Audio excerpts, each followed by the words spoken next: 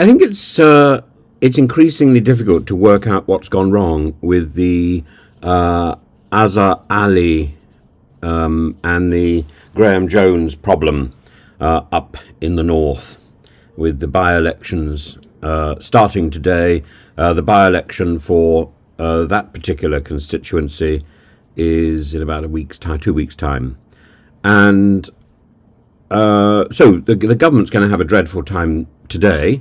Will it have a dreadful time because of the suspension of the Labour candidate for the by-election up there? I think the government might squeeze through, but I think it's more likely that Mr. Galloway will win instead of a certified Labour candidate. Now, what's going on here? It's about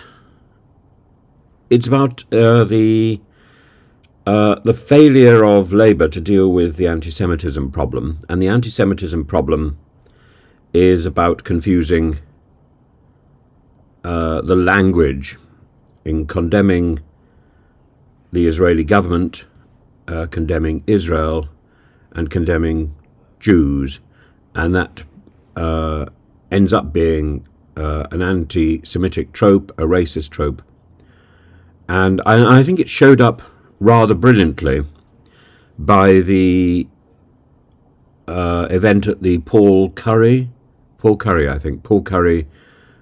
comedy gig in the Soho Theatre, where an Israeli theatre goer, a person called Liahan Eaton, was worried. At the end of the show, Paul Curry got out a Ukraine flag, got out a Palestinian flag, and manipulated a standing ovation. And almost everybody stood except for the Israeli man, Mr. Eitan, and he felt unsafe. He felt intimidated, and I thoroughly understand. The problem really is that it's is the language that is used is ambiguous and is abusive and is thoughtless, and this is something that I believe comes from sloganizing.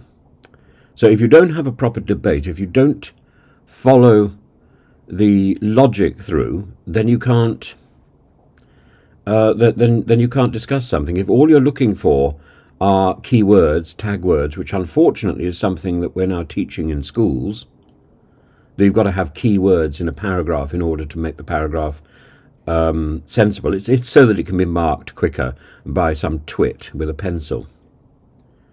A paragraph should be read within its context, and a paragraph is an opportunity to enjoy an assembly of sentences that are structured to make a point. You don't need keywords there. A keyword is there to help people who don't really know what they're doing with a paragraph. And I'm afraid the same thing is true with the current Labour Party, but it's also true with the current Conservative Party. Keywords and slogans are taking us, are skewing us so far off reality. We are slaves to rhetoric. And the Israeli man in Soho was quite right when he said that he felt that the comic incited the crowd against him personally. Absolutely. More than that, the conversation targeted him personally. It was implicit and then it became explicit. And the debate between Graham Jones and Azhar Ali, or at least the bit of the debate we've got on tape, again, is about going from implicit to explicit. And so it may have been in part a debate about whether British people have a right to fight for another country. This idea, which has been discussed in the past about mercenary activity, and the loyalty of people to another state, and of course people who may have dual nationality, and people who may have allegiance to another state. And it's a very complex scenario. I very much remember the actor Topol when I was very small. Maybe I don't remember it exactly. Maybe I just remember being told about it. The actor Topol going to fight in the war, suspending productions of Fiddler on the Roof in order for him to go back. And no eyebrows were raised there. In fact, people applauded his decision. It's the same decision. The problem here is that the war in Gaza is questionable. So we might say, if you liked the war, would you approve? Spanish Civil War comes to mind.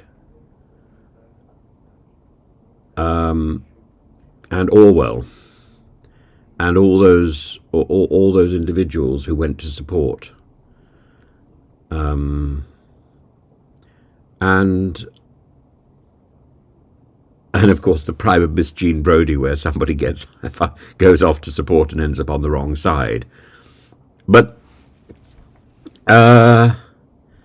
ideology is not helped by foolish rhetoric, by posters of people holding placards saying no ceasefire, no vote, and all that sort of rubbish. Nothing is quite so simple. And throwing in anger as if that means conviction. Anger and bad language just means anger and bad language. So epithets about Israel, just bad language, and it gets you nowhere. I've made it very clear, I think, that while I support Israel, I don't support the current government in Israel. I don't support the current land invasion in any way. I think it's wrong.